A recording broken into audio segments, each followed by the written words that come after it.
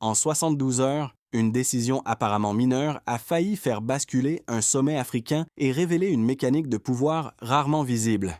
Ce qui semblait protocolaire a déclenché un enchaînement rapide, reliant accès technique, financement opaque et risques synchronisés, difficiles à attribuer publiquement à temps.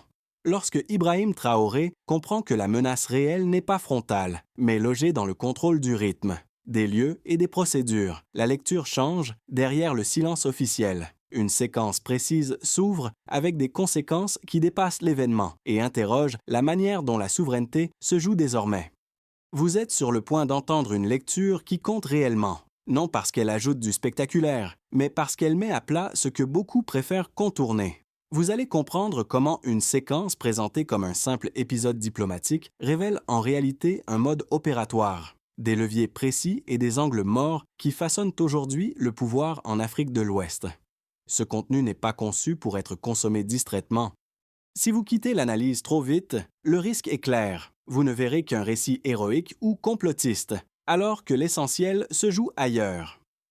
Dans les détails opérationnels, les timings et les zones grises que peu prennent le temps d'examiner, vous passerez à côté de la logique qui relie les décisions internes, les pressions extérieures et les effets concrets sur la souveraineté. Vous resterez avec une lecture incomplète, façonnée par des résumés rapides ou des commentaires partisans. Or, comprendre ces mécanismes, c'est se donner les moyens de lire les prochains événements avec plus de lucidité, au lieu de les subir narrativement après coup. Dès les premières vérifications internes, un fait dérangeant apparaît. Ce qui est présenté publiquement comme une anecdote diplomatique cache en réalité une architecture de risque bien plus large. En moins de 72 heures, plusieurs signaux faibles, pris isolément insignifiants, commencent à former une cohérence inquiétante. Un seul chiffre suffit à mesurer la gravité. 36 heures. C'est le délai exact qui séparait la détection de certaines anomalies techniques du moment où le sommet devait basculer dans une situation irréversible. Pour comprendre pourquoi cette fenêtre temporelle est décisive, il faut revenir au point de départ. L'événement devait symboliser une coopération panafricaine maîtrisée, sans ingérence extérieure directe. Les invitations, la logistique et la communication étaient pensées pour projeter stabilité et contrôle. Mais très tôt, des ajustements apparemment techniques viennent modifier l'équilibre. Changement de lieu, accès exceptionnel, prestataires récemment intégrés au dispositif, pris séparément. Ces choix ne déclenchent aucune alerte majeure. Ensemble, ils dessinent un déplacement du centre de contrôle. C'est là que la dynamique devient dangereuse. Une décision administrative ouvre un accès. Cet accès permet une présence non visible. Cette présence crée un levier. Et ce levier peut être activé au moment le plus politiquement rentable. La gravité ne réside pas dans l'acte isolé, mais dans la chaîne causale complète. Ibrahim Traoré se retrouve alors face à un dilemme classique du pouvoir sous contrainte, agir trop tôt, sans preuve consolidée, ou attendre, au risque de laisser l'initiative à d'autres. Les premiers impacts ne sont pas institutionnels, mais humains. Les équipes de sécurité doutent, les responsables intermédiaires hésitent, et la confiance interne commence à se fissurer. Dans ce type de configuration, l'instabilité ne vient pas d'une attaque frontale, mais d'un brouillage progressif des responsabilités et des temporalités. Chacun pense encore avoir du temps, alors que le compte à rebours est déjà enclenché. Ce contexte explique pourquoi la suite ne peut plus être lue comme une simple réaction sécuritaire. Il s'agit d'une tentative de reprise de contrôle sur le temps lui-même. Avant que le récit ne soit imposé de l'extérieur, à partir de ce moment, chaque minute devient une décision politique à part entière. À ce stade, la lecture des faits ne repose plus seulement sur des documents ou des alertes techniques, mais sur l'émergence d'un rôle clé, celui de l'acteur capable d'interpréter ce que les autres voient sans encore relier. Dans ce type de séquence, la différence ne vient pas de l'information brute, mais de la capacité à la hiérarchiser sous pression. L'entourage sécuritaire et institutionnel observe alors une figure qui ne cherche pas à dramatiser, mais à ordonner. Un premier impact concret apparaît rapidement. Des protocoles jugés secondaires sont réévalués. Des accès sont suspendus, non pas parce qu'une preuve définitive existe, mais parce que leur combinaison devient incohérente. Cette décision prudente, presque invisible à l'extérieur, crée une tension interne. Certains y voient un excès de méfiance, d'autres une réaction tardive. Pourtant, ce décalage de perception devient un indicateur précieux. Un second signal confirme que l'événement n'est pas isolé. Dans un autre segment de l'organisation, une anomalie similaire est détectée. Sans lien apparent avec la première, là encore, prise seule. Elle pourrait être ignorée, mais mise en parallèle. Elle suggère une répétition de schéma plutôt qu'un accident. Ce n'est plus une question de lieu ou de personne, mais de méthode. Progressivement, l'impact se diffuse, les échanges se raccourcissent, les validations deviennent plus lentes, la chaîne de décision se resserre. Ce mouvement n'est pas spectaculaire, mais il modifie déjà l'issue possible de la séquence. Le sommet n'est plus seulement un rendez-vous politique, il devient un test de résistance organisationnelle. À partir de ce point, l'enjeu n'est plus de savoir si quelque chose va se produire, mais quand et sous quelle forme, et c'est précisément ce déplacement qui change la nature de toute la suite. Tout commence par un geste qui, sur le moment, ne provoque aucune onde visible, une validation administrative, un accord donné sans résistance, le calendrier continue, les équipes avancent, rien ne semble dérailler. Puis le rythme change. D'abord, un détail, un accès technique accordé plus tôt que prévu. Ensuite, un prestataire ajouté en urgence, sans historique clair, rien d'illégal, rien d'anormal isolément. Mais la séquence s'accélère, les décisions s'empilent, les délais se compressent, le sommet approche, et chaque ajustement réduit la marge de manœuvre. La phase de déclenchement est silencieuse, aucune alerte publique, aucun message officiel, seulement une accumulation de petites concessions opérationnelles qui déplacent, lentement, le centre de gravité du dispositif. À ce stade, la machine fonctionne encore, mais elle n'est plus entièrement maîtrisée par ceux qui pensent la diriger. Puis vient la montée en tension. Les vérifications internes révèlent des incohérences de timing, des demandes d'accès formulées avant que le besoin n'existe officiellement, des autorisations croisées qui ne se rencontrent jamais dans les mêmes réunions. Le rythme s'emballe, les échanges se font plus courts, les décisions sont prises plus vite. Parfois sans débat, la pression n'est pas visible, mais elle est constante.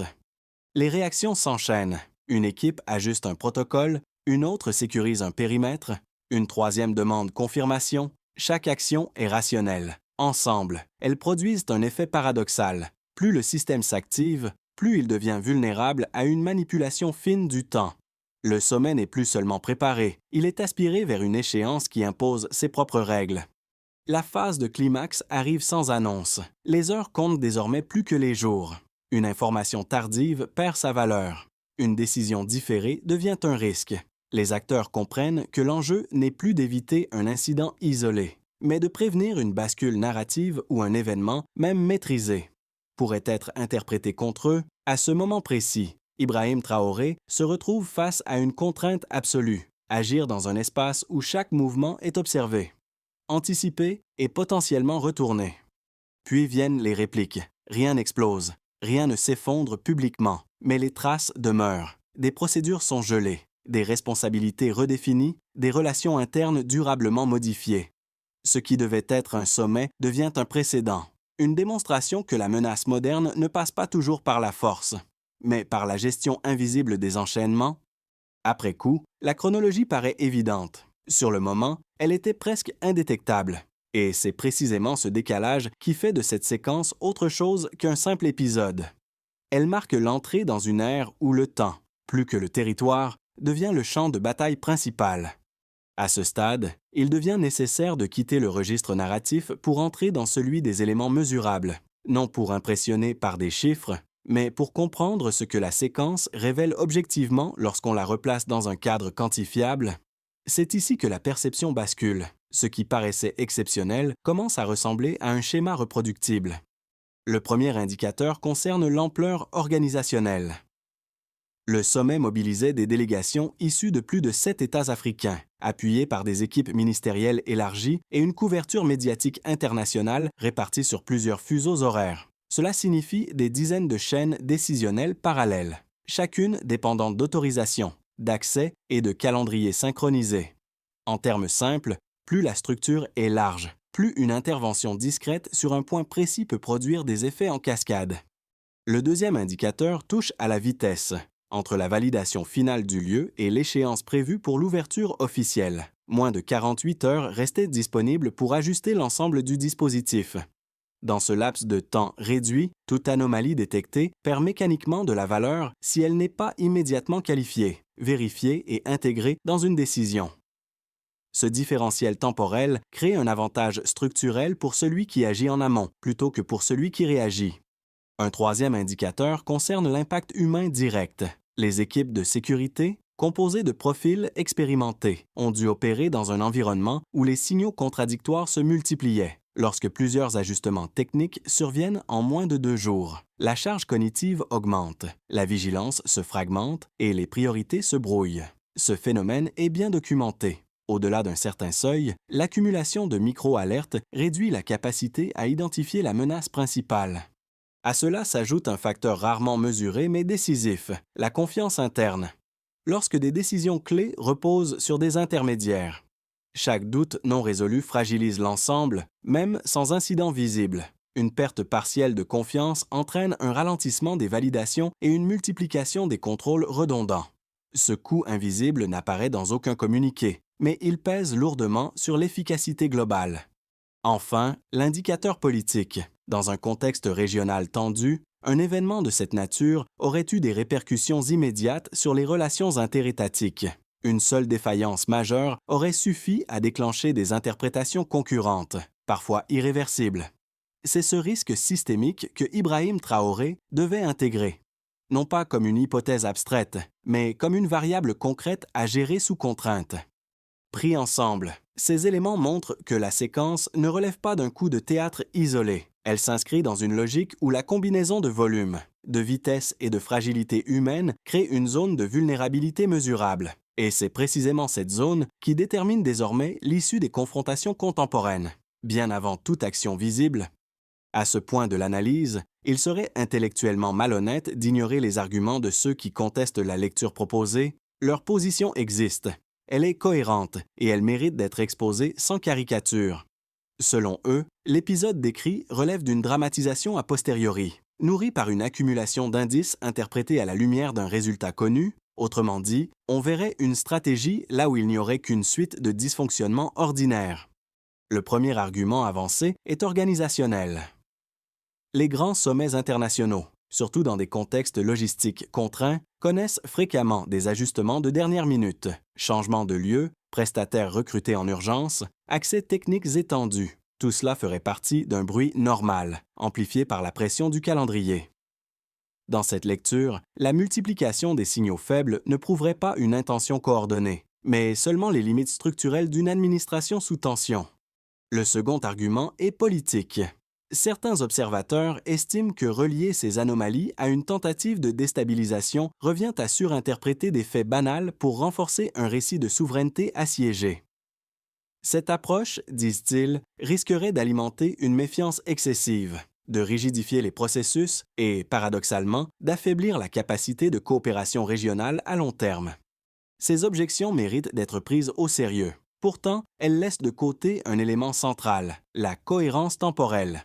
Ce qui distingue une accumulation accidentelle d'un schéma intentionnel n'est pas la nature des événements pris séparément, mais leur synchronisation. Dans ce cas précis, les ajustements critiques convergent tous vers la même fenêtre temporelle, celle où la capacité de réaction devient minimale. Ce n'est pas leur existence qui alerte, mais leur alignement. De plus, l'argument de la normalité administrative ne résiste pas entièrement à l'analyse comparative. Les mêmes types de sommets, organisés dans des contextes similaires, présentent rarement une telle concentration de décisions sensibles dans un laps de temps aussi court. La probabilité d'un simple hasard diminue à mesure que les dépendances entre décisions augmentent. Enfin, réduire cette lecture à un récit politique occulte sa dimension opérationnelle. Reconnaître un mode opératoire ne signifie pas céder à la peur, mais ajuster les mécanismes de contrôle à des réalités observables. La prudence, ici, n'est pas idéologique, elle est méthodologique. Lorsque l'on place côte à côte ces deux lectures, une chose devient claire. La question n'est pas de savoir si tout était planifié, mais si le système était suffisamment robuste pour résister à une manipulation fine du temps et des procédures. Et c'est précisément sur ce point que le débat reste ouvert. Tout bascule ici. Jusqu'à présent, l'analyse pouvait encore se lire comme une succession de risques contenus, d'alertes gérables et de décisions sous pression. Mais un élément change radicalement la perspective. Le cœur du problème n'est plus la sécurité du sommet en lui-même, ni même l'identification d'éventuelles défaillances internes. il devient évident que l'enjeu réel est le contrôle du récit avant, pendant et après l'événement. À ce moment précis, Ibrahim Traoré comprend que l'objectif n'est pas nécessairement de provoquer un incident visible. Il est beaucoup plus subtil. Il s'agit de créer une situation où, quelle que soit l'issue, l'interprétation pourra être retournée. Une action trop brutale pourra être présentée comme une preuve d'instabilité. Une réaction trop tardive comme une preuve d'incompétence. Même une gestion maîtrisée pourra être soupçonnée de manipulation a posteriori. Ce déplacement est décisif. Le sommet cesse d'être un simple rendez-vous diplomatique pour devenir un dispositif narratif à haut risque. Chaque geste est potentiellement enregistré, commenté, découpé, recontextualisé. Le danger n'est plus seulement physique ou institutionnel, il est symbolique. Une erreur de timing peut produire plus de dégâts qu'une faute matérielle. À partir de là, la stratégie change de nature. Il ne s'agit plus seulement d'empêcher quelque chose de se produire, mais d'anticiper la manière dont chaque action sera lue par des publics multiples. Souvent éloignés du terrain réel, le temps n'est plus un paramètre technique, il devient une arme politique. Cette révélation ouvre une nouvelle couche de lecture. Ce que l'on croyait être le cœur de la crise n'en était que la surface, et ce qui suit va montrer comment cette bascule se traduit. Très concrètement, dans la vie des institutions, des acteurs économiques et des populations concernées. Les effets de cette bascule ne restent pas confinés au cercle décisionnel. Ils se diffusent, progressivement mais concrètement, vers des sphères où l'abstraction stratégique devient une réalité vécue. À partir du moment où le sommet est perçu comme un objet narratif autant que politique, les conséquences cessent d'être théoriques. Elles s'inscrivent dans des choix, des contraintes et des renoncements observables. Pour l'État, la première conséquence est une pression accrue sur la crédibilité. Chaque décision prise dans l'urgence laisse une trace, non pas seulement dans les archives administratives, mais dans la mémoire des partenaires. La gestion du temps devient un indicateur de fiabilité. Une réaction trop rapide peut être interprétée comme défensive, une réaction trop lente comme un aveu de faiblesse. Dans ce contexte, Ibrahim Traoré doit arbitrer non seulement entre des options techniques, mais entre des lectures politiques concurrentes, parfois incompatibles. L'appareil étatique se trouve ainsi contraint d'anticiper le regard extérieur presque autant que le risque interne. Du côté des entreprises et des acteurs économiques, l'impact est plus diffus mais tout aussi réel. Les incertitudes autour de la stabilité des grands rendez-vous régionaux influencent les décisions d'investissement. Même lorsque aucun incident ne se produit, les partenaires privés réévaluent les calendriers, retardent des engagements ou exigent des garanties supplémentaires. Ce phénomène ne se traduit pas toujours par des chiffres spectaculaires, mais par une inertie nouvelle, un ralentissement discret qui pèse sur la dynamique économique à moyen terme. Pour les citoyens, les conséquences prennent une forme plus indirecte. Elles se manifestent dans le climat général, lorsque des événements majeurs sont entourés de récits contradictoires. La confiance collective se fragilise. Les rumeurs circulent plus vite que les clarifications officielles. Les perceptions d'insécurité, même non fondées sur des faits visibles, modifient les comportements. On observe alors une distance croissante entre les discours institutionnels et le ressenti quotidien. Distance qui alimente le scepticisme. À l'échelle régionale, enfin, l'effet est celui d'une vigilance renforcée. Les États voisins observent, comparent, ajustent leurs propres dispositifs. Un sommet sous tension devient un signal d'alerte partagé, non parce qu'il aurait échoué, mais parce qu'il révèle une vulnérabilité commune, celle des processus collectifs face à des stratégies jouant sur le temps, l'image et l'interprétation. Ce phénomène crée un effet de miroir, où chaque pays se projette dans le scénario de l'autre. Pris ensemble, ces niveaux montrent que les conséquences ne se mesurent pas uniquement en termes d'événements évités ou survenus. Elles résident dans les ajustements silencieux qu'imposent désormais ce type de séquence. Personne n'est directement frappé, mais tout le monde s'adapte. Et dans ces adaptations successives, une transformation plus profonde s'opère, lentement mais durablement. Si l'on prolonge la trajectoire actuelle sans rupture majeure, le scénario le plus probable est celui d'une stabilisation sous tension. Les dispositifs institutionnels s'ajustent, les protocoles se renforcent, et les acteurs apprennent à fonctionner dans un environnement où chaque événement est anticipé comme potentiellement sensible. Rien ne s'effondre, mais rien ne redevient totalement fluide.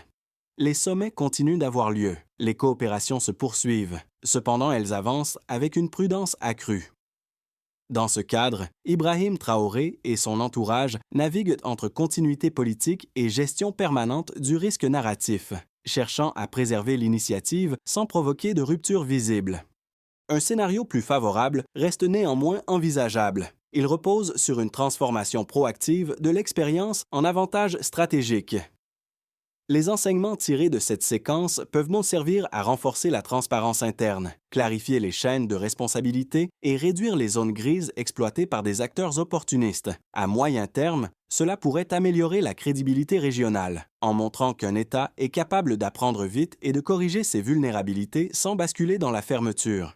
Dans cette hypothèse, la tension initiale se convertirait en capital politique, à condition que les ajustements soient lisibles et cohérents pour les partenaires comme pour les citoyens.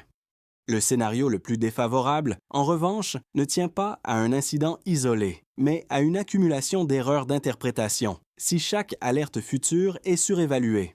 Si la méfiance devient la norme, le système risque de se rigidifier, les décisions pourraient alors se ralentir excessivement, les initiatives se raréfier, et la coopération régionale perdre en spontanéité. Dans un tel contexte, la peur de mal faire finit par paralyser l'action, offrant paradoxalement un terrain favorable à ceux qui cherchent à exploiter l'inertie plutôt que la crise ouverte. Face à ces trois trajectoires, l'enjeu n'est pas de prédire laquelle se réalisera, mais de comprendre que chacune dépend de choix quotidiens. Souvent invisibles, la manière de gérer le temps, l'information et la confiance pèsera plus lourd que les déclarations publiques. C'est dans cet espace discret, entre vigilance et ouverture, que se joue la suite.